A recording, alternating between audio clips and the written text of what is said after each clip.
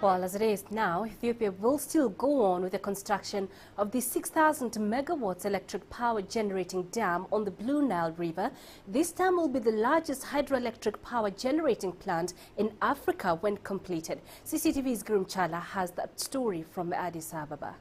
Ethiopia's massive $4.8 billion dam is under construction on the Blue Nile River and is scheduled for completion in 2015.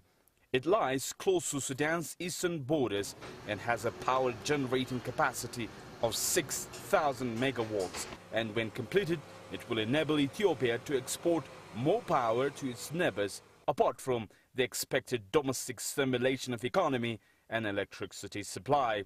However, according to some sources, fresh crisis seems to be looming between Egypt and Ethiopia over the new grand dam being built by Ethiopia. Ethiopia says it is essential for badly needed hydroelectricity, while Egypt is worried the project will reduce its share of drinking water. I don't think that the Egyptian government has a plan to make a war with Ethiopia, because the war doesn't bring any benefit for both countries. Ethiopia committed itself to review the design. Ethiopia committed itself to discuss any issues around the table, rather than just provoking by different medias and the news. Since the construction began, a diplomatic row has ensued between Ethiopia and Egypt. Egypt fears that the Nile Dam will diminish its quota as the water from the river is used for irrigation and other purposes, while Addis Ababa has long complained that Cairo was pressuring donor countries and international leaders to withhold funding. As a government of Ethiopia,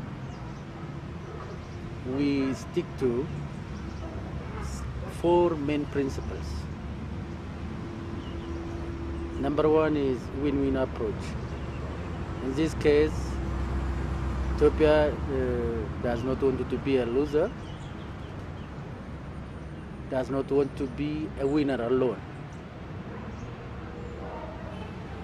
By the same token, we don't want to see Egyptians only the winner and only the loser. A committee which consists of a panel of experts from Sudan, Egypt and Ethiopia to examine the impacts of the construction of the dam on the downstream nations was established 2 years ago.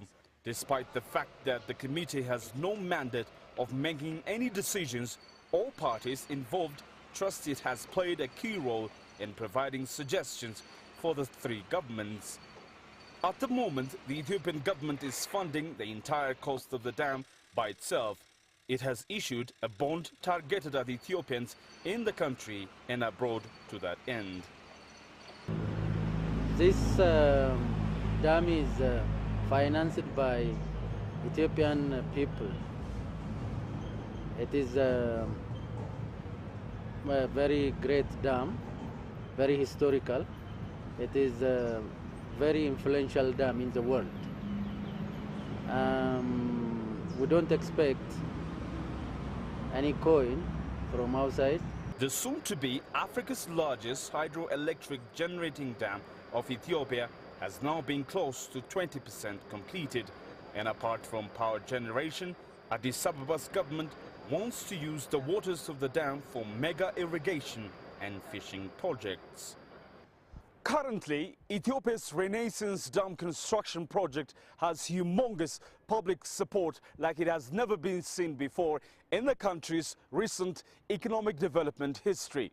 Almost all Ethiopians feel this dam will bring the reign of poverty to its knees. As traditionally perceived, the Blue Nile River for the locals is an example of glory, strength, and above all, emblem of national pride. But still, diplomatic efforts of creating better understandings with countries of the region, especially Egypt, need better planning and execution. Gurum Chala, CCTV, Addis Ababa, Ethiopia.